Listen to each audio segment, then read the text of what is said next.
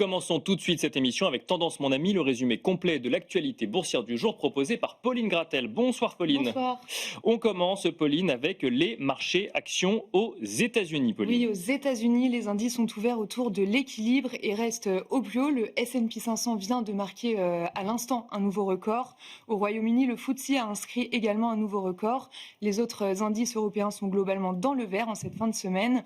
Le CAC 40 qui cédait du terrain ce matin évolue finalement autour de l'équilibre et même légèrement positif. Au-delà de 7800 points, l'indice parisien gagne environ 2% sur la semaine. Alors, on l'aura lu dans tous les journaux, entendu sur toutes les radios, dans toutes les télévisions. Les investisseurs sont dans l'attente de la décision de Fitch sur la note de la France ce soir, Pauline. Oui, ils redoutent un abaissement de la note de la France. L'an dernier, Fitch avait maintenu la note à double A-, avec une perspective négative, mais avec les tensions politiques, l'agence pourrait abaisser sa note à A+. Ce n'est qu'une première étape, car on attend aussi les notes de Moody's le 24 octobre, puis celle de S&P le 28 novembre. Est-ce que cette attente fait bouger les marchés obligataires, Pauline ? Le rendement américain à 10 ans est stable autour de 4,05%. En Europe, le rendement allemand se tend un petit peu autour de 2,70% et le rendement français de même échéance suit la même tendance et évolue autour de 3,50%.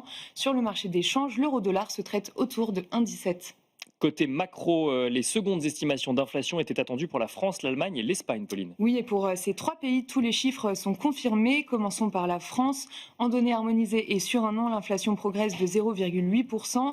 Côté allemand, sur un an, elle s'établit à plus 2,1%. Et enfin, en Espagne, l'inflation progresse de 2,7% sur un an, toujours en données harmonisées. On le disait en introduction, la composition du CAC 40 évolue, Pauline. Oui, elle évolue à l'occasion de sa révision annuelle. Euronext remplace Tipeee, ex-Téléperformance. Cela sera effectif vendredi prochain, le 19 septembre, après la clôture. En termes de capitalisation, Euronext est valorisé 14 milliards d'euros et Tipeee à 3,7 milliards d'euros. Et alors, si on regarde du côté des valeurs en France, toujours, on voit que Edenred et Pluxee plongent de près de 10%, Pauline. Oui, encore, après l'ouverture de l'enquête turque lundi, c'est maintenant la crainte que certaines mesures proposées par François Bayrou dans le budget 2026 ne soient retenues par le nouveau gouvernement. Il y a notamment la proposition de créer un prélèvement social sur les titres restaurants de 8%.